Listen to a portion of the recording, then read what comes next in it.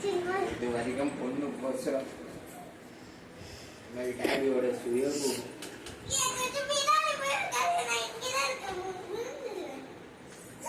பின்னாடி சாயம் பின்னாடி சாயம் பத்திரம் இது இருக்கு. நான் சொன்ன ரூல்ஸ் நான் ஃபாலோ பண்றேன். முன்னாடி கை வைக்கல,